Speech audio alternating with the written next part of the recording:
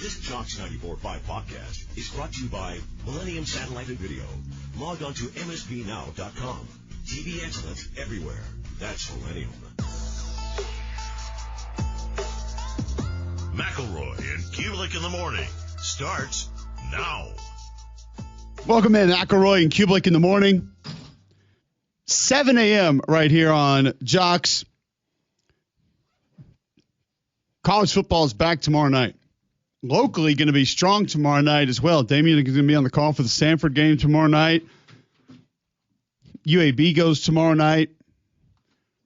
We'll be at it. And then this weekend, week one, we get going. We need to start taking a peek at some of the matchups from this weekend to have a fun little more or less over-under game for us as it's going to pertain to week one and how some of those games may go with individuals or teams, what they're going to do, not going to do, versus the teams that they're going to be facing off against. First off, how's the neck?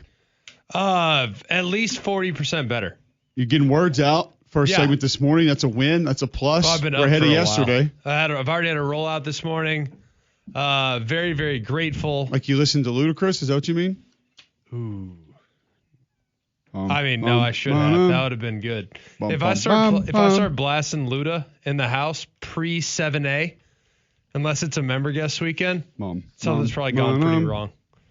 But no, I had a little rollout this morning, and I'm feeling good. I think the needles helped yesterday. I think the adjustment helped yesterday. I also feel like I'm drugged up, heavily medicated right now. Whoa. Not on things that are going to like impact my brain. But yeah, no, I'm a lot better. I'm trending in the right direction. Still have a long way to go to the finish line, but trending in the right direction. Our friend Josh Pate decided to take shots at you yesterday. You good with that? I'm fine with that. Okay. What did you take shots for? Well, he had the picture of you from the show shirtless and said this mythical dream of his when he becomes college football commissioner, which is never going to happen. Yeah. That our show will be banned. Who took pictures and put it online of me shirtless? I think he found that screenshot. He watches the show. Well, I could be roided out like him. I can go that's an easy fix. Crumble has a strawberry pretzel pie cookie. One of the listeners at Gravy @_ the Gravy Train. Great Twitter handle, by the way. Tweets in the show asking if we've tried this. No, but I will. Be glad to. Crumble wants to send one over. I've had bad experiences at Crumble, so I will not be paying money for it. Really? I'm just going to say that. It's just How do you have a bad experience with a cookie? I think your expectation is it's going to be that of other cookie joints. Oh, yeah, no, it's not the best. It's not close to some of the others. Which, have you tried Cookie Fix yet? Yeah. After our whole show that one day, Meredith told me that I have had Cookie Fix and that she just buys the dough. Oh, which is fine. Yeah. I've not been in Cookie Fix, but I have had a Cookie Fix cookie. I may or may not have taken one of the giant balls of cookie dough out of the freezer and just kind of let it marinate room temperature for about 5 minutes and then just taken a chunk out of it. Probably should have let that warm up for a little while longer, but. Well, I don't think there's anything wrong with eating. In our house, fine. If you're an adult, you can eat cookie dough. Oh, yeah. It's just frozen cookie dough, not always the best. That's a rule. Not always the best. It's kind of tough to get into. We always have every year these little, there's a glimpse of fall. Oh, it's the first feeling of fall. Guys, today feels like. Do you say that? Is that what you? Today feels like we should be talking Alabama Auburn with the way it feels out there. It feels nice. I feel like we should be talking Bama Tennessee or something. Yeah. With the way it feels right now. It does feel great outside. I feel like we should be saying that the Big Ten is not allowed to play night games right anymore with the way it feels right now. It's incredible today. You think we need to make sure that the Big Ten has lights up, ready to go? Like for the games playing this weekend? It's not going to happen. They're not going to do it. It's too cold. It's too cold. Maybe we should go through SEC schools. If each SEC school were to ban one member of the media from their stadium, who would it be? Oh, my gosh. That's amazing. Alabama. Alabama, who they banning? Cubelic. You let him in here. Barner. Watch out. Week 2 is going to be tough. I actually think Portnoy might be Bama's too. What has he done to them? I don't know. He just feels like he'd be a troll. Is there a guy that Bama would want to keep out? No, it'd be Cannell. That's a good one. Here's the better question. How many SEC schools is Cannell the answer for? Just about all of them. I don't know. I don't feel like there's too many like legitimate trolls. Like I feel like those that covered the sport nationally. Auburn? Who would it be? He writes Matt words. Leinart. He writes words in this town. Matt Leinart. He puts words together for a publication on the internet in this town. I'll say that. Okay. I know who you're talking about, but does he have I don't to know if he believes that you have to score more in the second half than the first half to be a good coach or not, but I do think that would be the answer. Does he work for Al.com? I don't know what Al is. You can call me Al. Is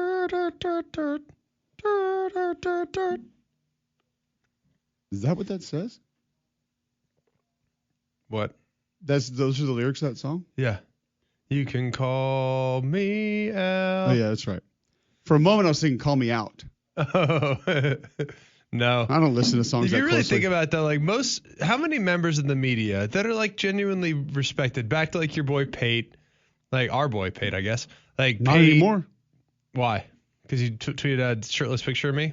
You can't take shots at my teammate and we're just going to be okay. This is like you saying, get your bag, dog, and we're still cool with the guy. Like that's the funny thing is like people make fun of quarterbacks' bodies all the time. Like, come meet me outside. Sorry. Catch me outside. Forgive me, I'm loyal. Oh, that's kind of you. I don't really care that much. But anyways, I just need reason to be mad at Josh because I'm going on a show tonight. Ooh, So love it. can I tell him that you're mad at him tonight? Well, you can tell him that I'm mad at him, but I'm not mad at him. But if you really look at like people that cover the sport nationally, they like have a decent following. Like most guys cover it the right way because the day of the troll, if you will, has kind of come and gone, has it not?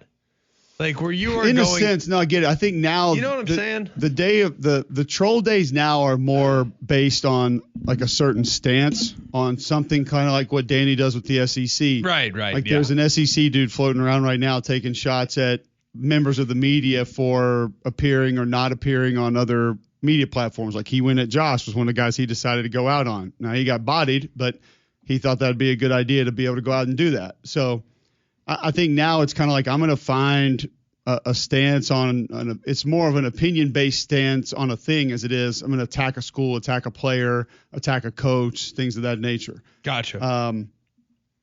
It's interesting that you say that. I don't know why that is or what the reason for that would be. Maybe people are just over it. It's not entertaining anymore. Yeah, I think it's just flying too close to the sun. Like, I mean, But I'll also say this too. You tell me if you agree with this or not.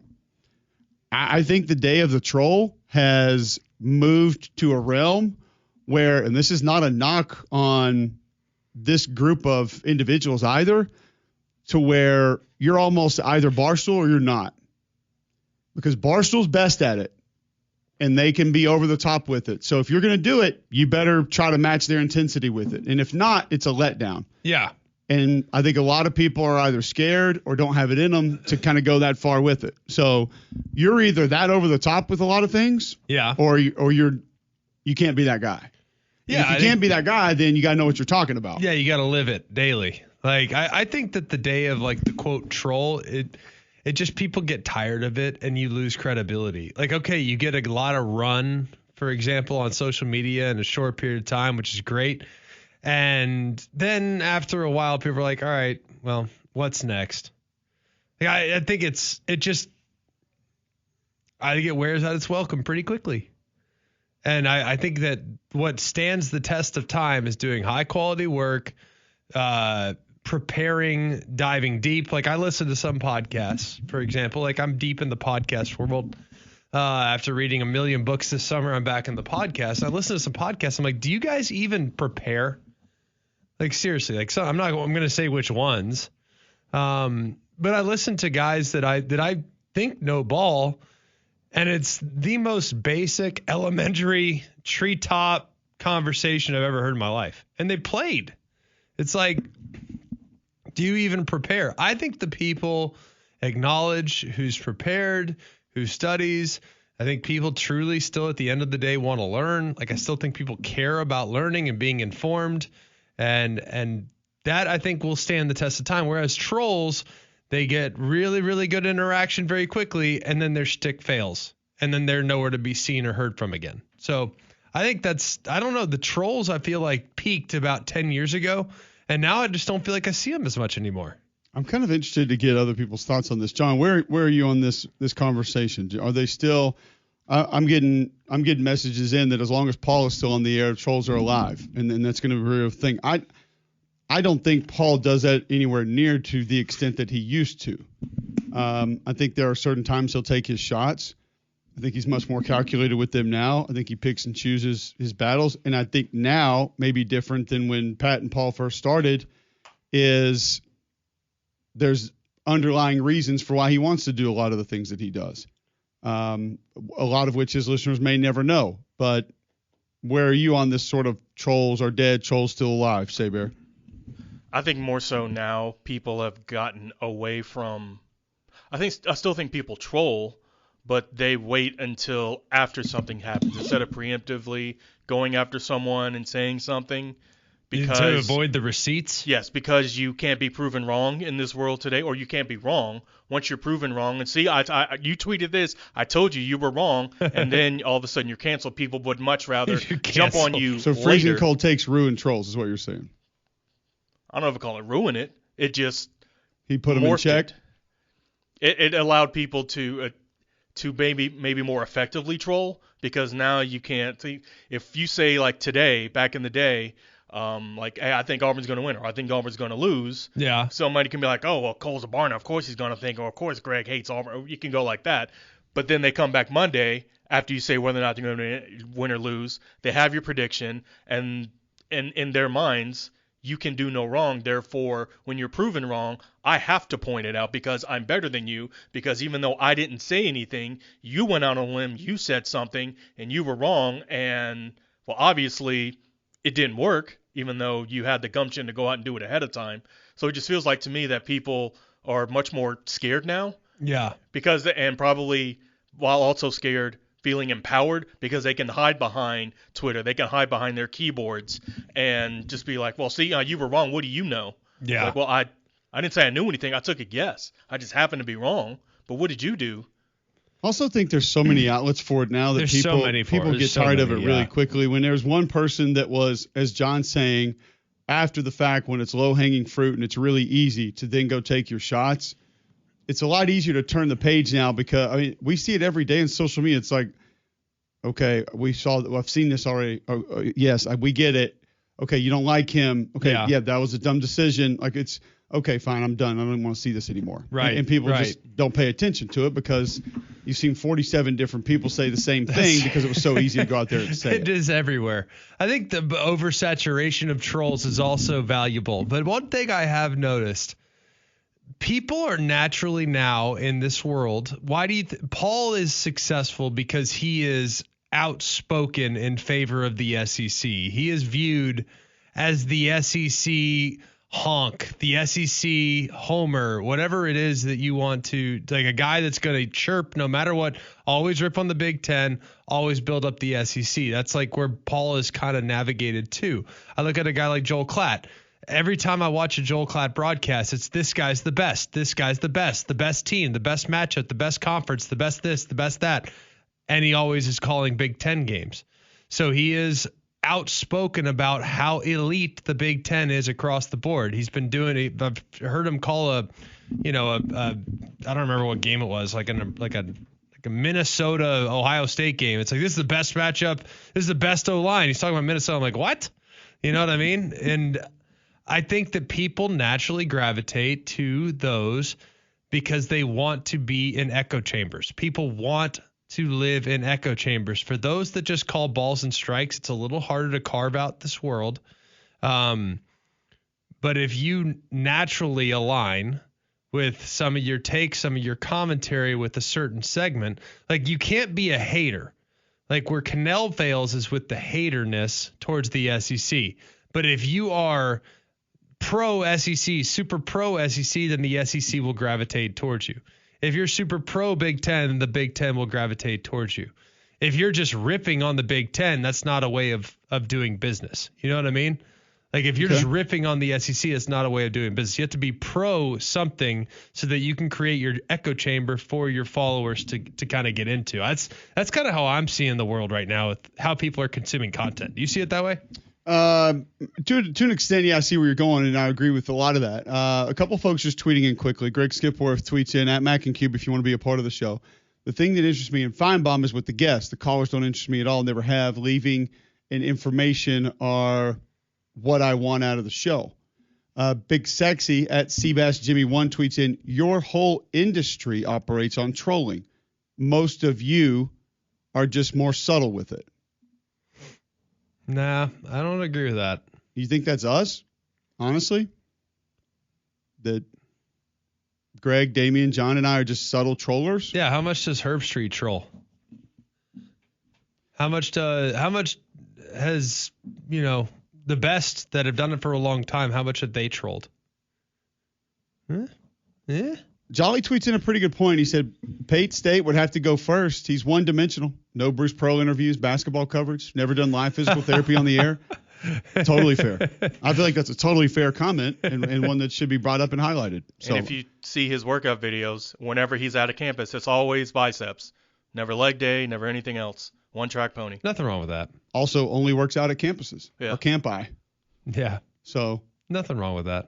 Yeah, nothing wrong with get your workouts in when you can. But I feel like I'm about to say, if you're getting it in, I can't hate. Rick Trickett would be a fan. Get you a pump. Oh, you got an interview today? 5 minutes into you can pump it a quarter. Just go out there and get yourself a pump. You better intimidate Cristobal in this interview. Get over there and get some curls. It's the only way. The only way to take care of your home to make sure the temperature is not an issue is with a Train. Alabama heat and humidity can be brutal. Don't let it affect your home and family. Keep them comfortable with an affordable Train cooling system. They've been recognized as America's most trusted brand 11 consecutive years. Official cooling partner here at Jocks. Find a comfort specialist near you at Train.com. It's hard to stop a Train. Trent Dilfer, 7:30. Chris Nee covers Florida State. He joins us at 8:20. Larry Williamson covers Clemson. He's with us at 9 a.m. We'll talk more college football next on Jocks. Go inside Jocks 94.5 on Jocks TV. Morning Jocks, Mac and Cube, and Three-Man Front video simulcasts are presented by Bill Smith Buick GMC and Game Day Men's Health. Watch on the Jocks mobile app and YouTube by searching Jocks 94.5 TV. Beginning to look at some of the games coming up this weekend, there are some massive ones. First, Damian was bringing up how hard it was to move the table that Greg was laying on yesterday when Jeffrey Amherst was in here dry needling his neck, which he says he feels a lot better today. I do feel a lot better. Thanks, Jeff. So you're saying he was heavy. Yeah, like it's dense. He said, I felt every bit of 220 moving around. So here's an interesting conversation that Greg and I had after you came in and the table was set up and you left yesterday, and that is how much you weigh. Yeah. We have a kicked guess. this around and we debated on this. You said what, 165? I said 170. Yeah, because the debate was, is he in the 60s? I said 172. John, do you want to take a guess at how much Damian weighs? I mean, no offense here, but it's essentially almost like guessing a female's weight to me, because people see a girl and it's like, oh, she must be like 180. And I'm like, oh, well, I don't she's think lean. it'd be wise to do that. Like 180s are lean for me and for a female. I don't know. Yeah. I don't know female weights. I don't know. Like, I don't know what hefty is. I don't know what super light is. Like, I have no idea. Ladies, do you know that? What is what? Well, seeing as how Damian's gone the way of Ole Miss and Hotty Toddy, he's probably let himself go a little bit. Honestly, I was thinking 183. 183. Yeah. Okay. No. How much? Do you know how much you weigh right now? Yeah. How much? 181. Okay. Close is not going over. Hold on a second. Play for 160. Okay. You like verbally pounded the podium there. Right now. Yeah, I mean, I put on some weight over No, here. but there was like a verbal pounding density. of the podium saying weight. that like you're super heavy. This is the heaviest I've ever been in my life. Thick. Tell him you're dense. Yeah. Oh, so us saying you were in the thick, 60s was not out of line at all. Maybe 5-6 years ago. You're complimenting yourself on this, and yeah, that is man, not that. This is the heaviest I've ever been. I think 180 is good. That's a good weight. Being in the 60s in good shape is not 5'6". You don't pound your chest over that. By the way, like you're a jockey. Didn't we look up the average size of adult males in this country not that long ago? Was this year? It could have been in 2022 or this year. I really don't know. It was during the summer. It was this summer. Okay, so we looked up the average size of an adult male in the United States of America, and I believe we came to the conclusion that it was 5'9". Yeah. 215 pounds, correct? I was gone that day. I remember you guys doing it. You told me about it. No, you were there. You were here. No, you were 100% here. Just because you don't want to acknowledge it. You were here. I think it was 5'9", 215. I don't remember the weight. I think it was 215. It was definitely heavier than I thought. Right. And it was shorter than I thought. So looking back at it, Damian, I think, is about in line with an undersized, as far as weight, male in America. He's about it. You're skinny. Long story short. I've been like that for a long time. Okay, first off, let us help you understand here. No one was trying to say that you look porky by any stretch of the imagination. We were essentially referencing just how light are you in general. Yeah. That's where the conversation was headed. And so we were debating whether it was over or under 170 with a 0. Yeah, I was over that. In the 60s or in the 70s. John guessed correctly in the 80s. But that's I feel like you're taking this as like with a badge of honor. That's not where this was intended to go. He's out here flexing. Yeah. And again, I literally said not where he let himself go. And he's like, you're right, Playboy. Still under 185 at the end of the day, which is, by the way, the average weight of a jockey. Does anyone want to take a shot at that? 115. I was going to say like 130. 5'4", no, it's like 110. I don't have the height, but it's 108 to 118. Yeah. Might be. Wow. Don't worry. So I'm too heavy for the horse. You might be the horse compared to the jockeys. You got a better chance of being the horse than the jockey. Actual jockey. Just saying. Kentucky Derby horses must carry 126 pounds, 121 for fillies. Since equipment typically weighs about 7 pounds, jockey's body weight must be 119 or less. Hang on a second. Other races, lower level races or handicaps may have weight assignments as low as 116 to 118. Hang on a second. I have a genius idea. $1 million idea. Here's what we're going to do, boys. We're going to go to Kentucky. We're going to buy a horse farm. And whole farm. Here's the plan. Think about what ladies and some men are using right now to increase the output on their workout. What are they using right now? Creatine. Yes, that. But human growth hormone. Weight vests, right? Weight vests are like the new norm. I bet they have weighted vests for horse. Hang on. That's what those flower things are. You know what our weighted vest is? Damian. I have it figured out. That's our secret sauce. We will take Damian, and the horse will train with Damian riding him, and then we'll replace Damian with a jockey of appropriate size, and he'll be ripping. I mean, dude, we got it. If he's 180, it's more of an overweighted vest. We're gonna make millions. Heck yeah, I'm down. See ya, Mac and Cube Farms. Bye, Birmingham. I'm going. I don't see a weighted vest for horses. All I see is like the flak jackets that the humans wear when they ride horses. So I don't. There you go. I just told you, Damian is our weighted jacket. I'll do what I can. Team player. We are so back. Okay. Investors, possibly you. Well, we could park that horse in a Pro Lift garage if need be. Ooh, that would be a little. We want our horses to be tough, so we don't necessarily want them to be closed in an air-conditioned, comfortable environment. Because if you go with Pro Lift Garage, you're going to understand exactly why they've become one of the best reviewed garage door community-based companies here in the area. Mike is amazing. He's the owner. They have 200 5-star reviews. They can work on existing garage doors for repairs. They can install new ones. There's no service call fees, so you only pay for the work, not the visit. They can service all brands of garage doors, too. A lot of people think the ProLift is a garage door brand. It's not. This is the name of the company, and they can service all the garage door manufacturers out there. You're going to be really happy with the experience that you have. The thing is, I don't think a lot of people realize that they need regular maintenance for their garage door. They just don't even think about it until it breaks, which has happened to me. Had a spring replaced in the past. It's kind of a nuisance, as you can imagine. Can't get the car out. Little bit of a problem, especially when your wife's trying to take the kids to school and the door doesn't open. Not ideal.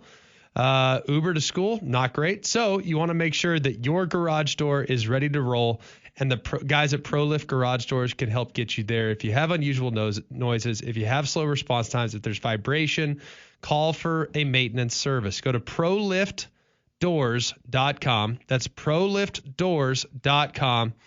ProLift Garage Doors, lifting your expectations. All right, when we come back, UAB head football coach Trent Dilfer previews week 1 next on Jocks. The capital of the sports talk nation. This is Jocks 94.5 and JocksFM.com. Birmingham. 7:30, Wednesday, August 27th, right here on Jocks. Let's go to the Higginbotham hotline. No game day men's health read or automobile reads today for Coach Dilfer. We're going to spare him that. But we are going to focus in on week 1. Coach, what are you most confident in based on what you got out of camp with your football team as you guys are set to take the field tomorrow night? I think we'll play with great effort. I'm not sure I know anything else, but we will play with great effort. This group is wired different. Their buy-in has been different. They are relentless with their effort. Our GPS times this week were the best they've ever been in the history of the program, according to Lyle. Max outputs, our lifts, they're tired. It's the end of camp. We had 25 PRs our last week at camp. Lyle's never seen a single PR in his history of strength and conditioning. What I mean by that is, sorry for the people who don't understand, they hit their personal records in lifting metrics in the end of camp, which tells me they have the ability to keep pushing. It means we did camp right from a recovery standpoint. So I think this group will really play hard. Coach, let me ask one more quickly, Greg. I wanted to follow up on that because we talk about these teams, Coach, and we openly say we don't know what we're going to get. We don't know how it's going to look. Do you think a lot of these coaches, I don't really think intentionally, but how many guys do you really think know what they're going to get week 1 with their football teams right now? I mean, you're being very honest with it, saying I feel great about this one aspect of it, but we got to get out there. Is that pretty much the norm in your opinion? Yeah, I think if they're telling you they know, either they've been doing this for 40 years and they just know because they're older and if Coach Saban said something when he was coaching, he probably meant it. But I think everybody else, they're saying it to sound cool in the media or to push a narrative or to send a message to their team. Honestly, I don't think any of us know. The ones I'm talking to don't know. We have a really tight coaching community, and we all talk because we're talking about schedules and how do you do this and how do you do that, blah, blah, blah, blah, blah. And some of us are just friends away from football. And I think the ones I've talked to were all like, well, I think we have this. I think we have that. I think this guy's a good player. I think this scheme is right, but we won't know until the live bullets. And, one of the facts of football, and you two know this because you've played with really good players, you've been around a long time, is there are players that rise up on game day and there are players that shrink. And you don't know until you have game day experience with them.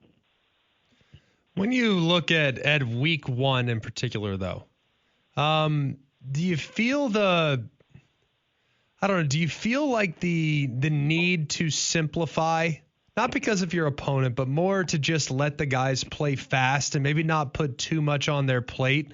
I know in the past you've talked about, man, we have so much on our plate offensively that maybe it can be a little bit intoxicating as a play caller because you want to have all those options. But at the same time, you want your players to just feel super comfortable with what you're doing, especially early in the season. So do you feel the need in week 1 to kind of play a little more vanilla to just to see what guys can do in live action? Absolutely. I think it's one of the mistakes I've made the first 2 years is, you're so excited about all the things you've been able to do in the off season and all the cool new wrinkles and blah, blah, blah, blah, blah, that you forget that these are, they're dealing with emotions that we learned over time as players to regulate.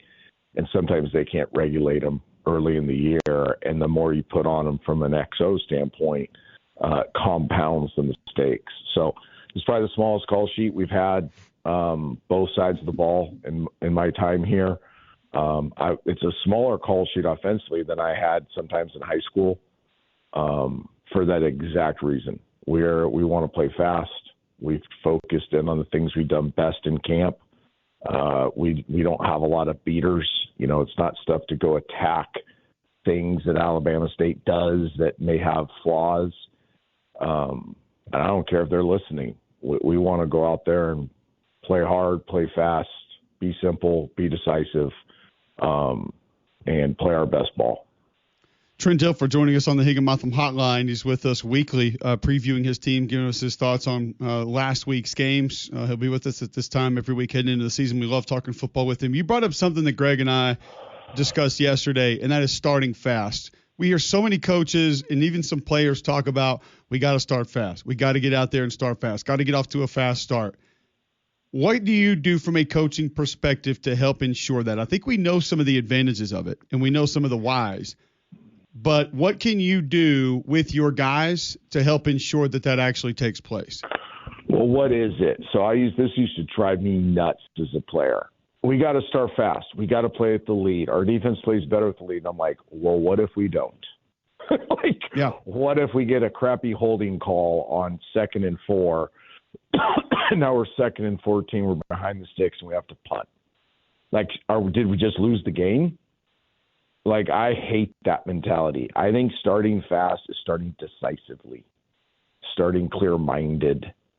The teams I was on that played great, it wasn't about we have to go score a touchdown here or we have to get a 3 and out. It's like we have to go see it, feel it, let it rip, play decisively, make adjustments, handle the emotions of the first part of the early in the game because emotions is always high. And I've talked to a lot of great coaches about this one, and they agree. It's not a score, it's not a production, it's a mentality. And because you're playing a long game, and you can't all of a sudden say one thing. It's like goal setting, right? When people set these long-term goals, and then they're not getting to them, and they feel like failures, and they quit. New Year's, everybody wants to lose 15 pounds. What if you're not? What if you don't lose the first 2 pounds? Are you going to quit? No, there's a mentality. There's an approach that's going to help you reach your long-term goal. And that's something we've talked a lot about, is being process-oriented instead of results-oriented. Let the results take care of itself if our process is great, and we'll respond better to the ebbs and flows of games if we take that approach.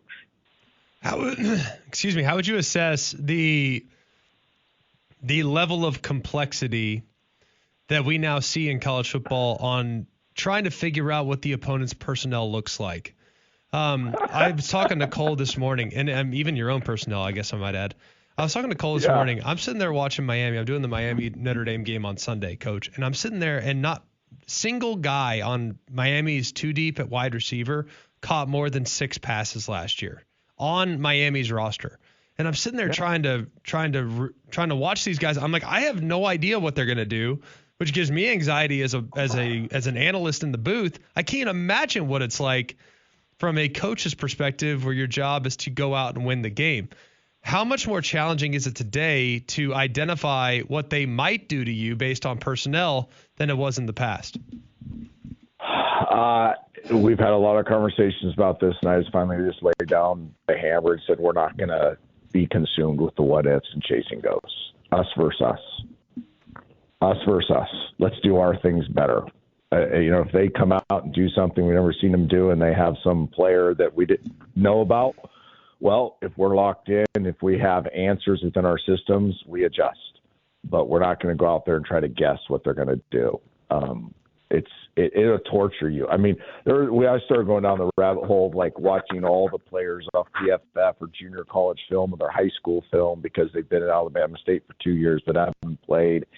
And all of a sudden, I mean, I did this for about 3-4 hours. I'm realizing, well, that's 3-4 hours I took away from getting us better. And I just can't do that. I don't think we can do that. Other people may have a different philosophy, but we're solely focused on us.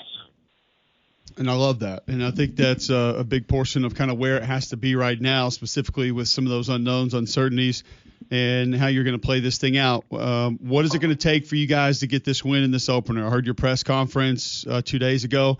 Very respectful towards your opponent you're going to see, but what has to take place from your group on each side of the ball to get that good start you mentioned, and then to find out a way to pull that W out tomorrow night? Well, one of the big core values we've had in this group, and something we've talked relentlessly about, is not letting our feelings dictate our actions. So responding instead of reacting.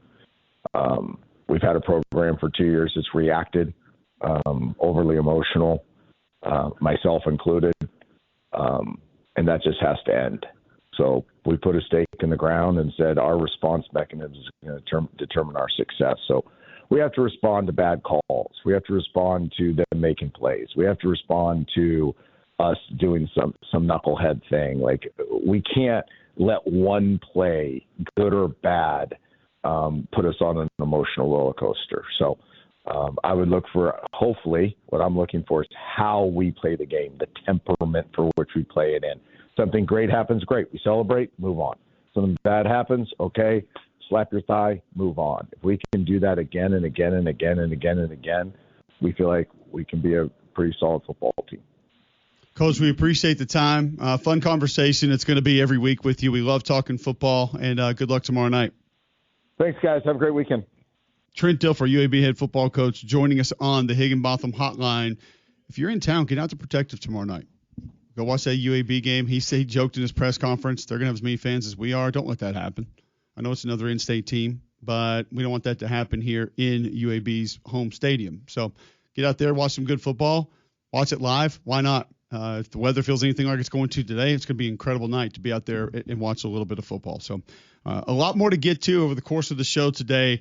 Chris Nee's going to tell us about Florida State, what's been happening with their camp at 8:20. Larry Williamson at 9 on Clemson and their camp as they head into this matchup with LSU, which I want to spend a little bit of time on discussing here soon. But Jocks 94.5 and Total Sports Travel are giving you the chance to see Auburn take on Oklahoma live in Norman. One lucky winner will score a trip for two. That's round-trip airfare, 2-night stay at the National Hotel in Oklahoma City, 2 tickets to watch the Tigers and Sooners, and transportation to and from the stadium. Text the keyword Tigers to 205-834-9450 to enter now. Tigers to 205-834-9450 to enter today. Don't miss your shot at the ultimate game day experience, courtesy Total Sports Travel and your home for college football, Jocks 94.5. Contest rules at JocksFM.com. When we come back, we'll start to get into a few of those bigger games this weekend next on Jocks. Go inside Jocks 94.5 on Jocks TV. Morning Jocks, Mac and Cube, and three-man front video simulcasts are presented by Bill Smith Buick GMC and Game Day Men's Health. Watch on the Jocks mobile app and YouTube by searching Jocks 94.5 TV. All right, welcome back in. McElroy Cubelic in the morning. 7:47 Wednesday, August 27th, right here on Jocks as we begin to move into some of the games from this weekend. You're going to be on a big one, Greg, with Notre Dame, Miami. Is your attention going in a different direction with maybe the game that has more of your intrigue or game that you feel like we're going to learn more from than maybe what it was a month ago, 2 months ago, talking about some of these week one matchups? Like, I'll tell you this, like I was on with the game under the radar, you think? Well, no, but I was on with the Infant Simmons last night, and he kind of played Super Sofa Game of the Week with me. He's like, if you could go to one of these games, you could be there in person, and you could only watch one week, one game, which one would it be? And I answered Auburn Baylor. Yeah. I said a couple of reasons. One, I think these two teams' ceilings are higher than a lot of people believe, and I need to see in person, do I think they have a chance to reach those ceilings? Are they closer than maybe I believe? And some of the questions I have about them are bigger than the questions I have about other teams, like Texas offensive line. Yeah, that's a big question, but Texas can lose Ohio State and still be okay. We know what that narrative is going to be if Auburn loses this game. And then, too, I think, similar to what you mentioned with Baylor last year, if they lose, like Baylor disappeared when they lost early last year. Correct. That could happen again this year, and they could still end up being a really good football team. Like Miami and Notre Dame, I feel like I've got a pretty good idea how that game's going to go and what the strengths of those teams are and what they're going to lean on. Now, am I intrigued in what Carson Beck's going to do with a new group of receivers and a new offense? Yeah, sure. But I feel like the uncertainties are going to be easier to sort of pinpoint than with two wild cards in Auburn and Baylor, that I need to see for myself exactly what those teams are going to look like. So I actually think my intrigue in that game has heightened because there are questions that I don't know if we're ever going to definitively get the answers, and I need to start figuring them out a little bit. The other ones, like LSU Clemson, I don't think LSU's offensive line is going to look good. It's a really good D-line they're going to face too. So I'm not going to flip out if that's the case. Do I want to see how the LSU secondary operates with a bunch of new bodies? Yeah. Is Klubnik taking another step? Is that offensive line going to be as good as people were saying? Clemson running back situation, like those are some of the things, but I don't feel like I need to be there, see it, to like get a great feel of that. So I'm just interested from your standpoint. Is there another game that's sort of maybe rising where you're like, man, I really need to see this one to kind of get an idea of what's going on and what it's going to look like? Yeah, I mean, I think the Auburn-Baylor game, we've been saying it all off season. It has nothing to do with the fact that we're broadcasting from Birmingham, Alabama. I really believe it's one of the more intriguing games in week one because not enough people know about what Baylor's capable of. Not enough people know that Sawyer Robertson, their quarterback, is the leading returning quarterback in the country as far as QBR is concerned. Not a lot of people realize he threw for over 3,000 yards last year. Not a lot of people realize that that Baylor returns 1,000-yard back in a veteran offensive line. Not a lot of people know about what Baylor is. And this will be a remarkably hostile environment. That's a really good stadium that can ramp it up pretty good. So I think it's a tremendously intriguing game for Auburn, who really is, let's just call it what it is. It's a must win. I mean, do you not find this to be a must? You look at Auburn's schedule, the looming challenges of an SEC slate. You start the season 0-1, it's going to get hot early. And I think it's vitally important that Auburn comes out and wins this game. And conversely, on the other side, the Big 12 is trying to prove that it belongs, that it deserves no backseat to the other Power Fours. And this could be huge for them to get a win right now against a team in the SEC that's considered by many to be a bit of a sleeper in the league. So I just think this game has tremendous intrigue for so many reasons. No, and it's if you put it up there with some of these other games that with SEC teams specifically that I'm referencing that appear to be losable. Now, I think Alabama would suffer a similar consequence that Auburn would if you're talking about what would the perception be going into the next week. I think it'd be pretty ugly for Alabama if they lose this game. And I realize the Florida State brand and some of the coaches and some of the players that have come in, but I think the perception is Alabama should handle this game. Yes. It's a massive matchup, but Bama should handle this one. And I think it would be traumatic for a lot of people going into that next week of their viewpoint of that team. LSU loses.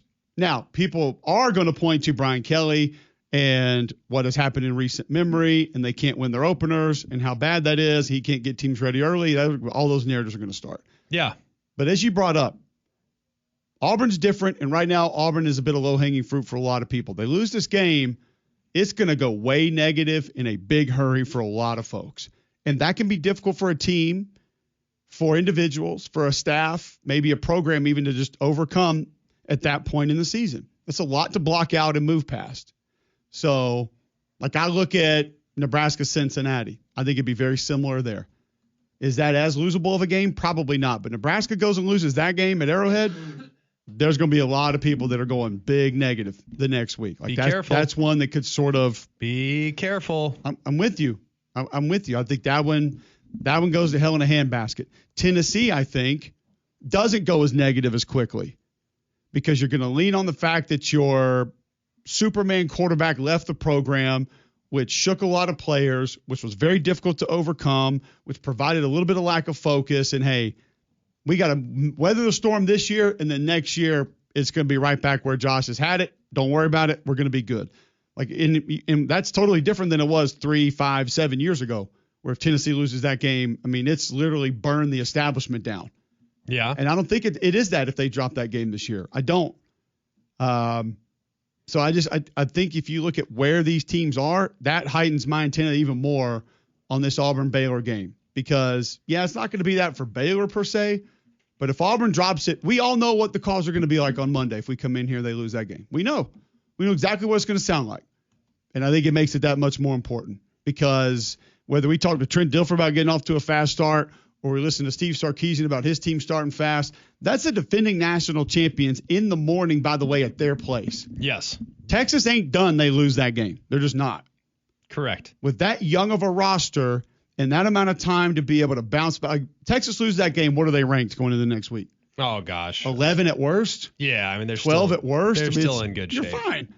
You got plenty of games to be able to make it up. You have plenty of guys that can sort of find their way throughout the course of the year. But in fairness, we did not see a lot of 3-loss teams in the playoffs last year. We saw one. But you and I both think there'll be multiple in this year. I do. I have a hard time envisioning a scenario this season where we are not in a – when you really look at it, I just don't see how there aren't 2 or 3 teams that are, I don't know, I just have a hard time seeing they're not 2 or 3 undefeated, teams. 1 loss. That's just it's gonna be rare. I just think there's rare. Too many this year. There's too many teams with question marks. There's too many teams with challenges. I just have a hard time envisioning a scenario where there's everyone's 1 or 2 losses. I just don't see it. I keep trying to, and I just don't. Yeah. I'll go to Mercedes-Benz Stadium Sunday, the lead into your game.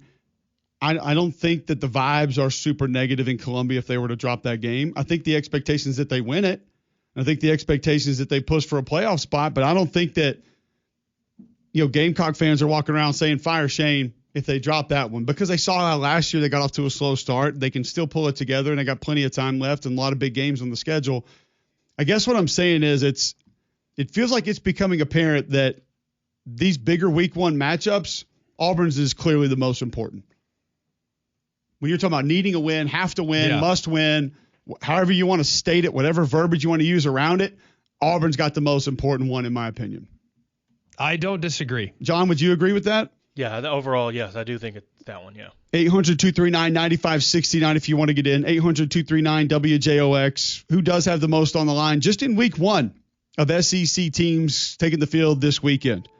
Chris Need talks Florida State with us next hour. Larry Williamson still talks Clemson at 9. More college football next on Jocks. This is McElroy and Cubelic in the morning.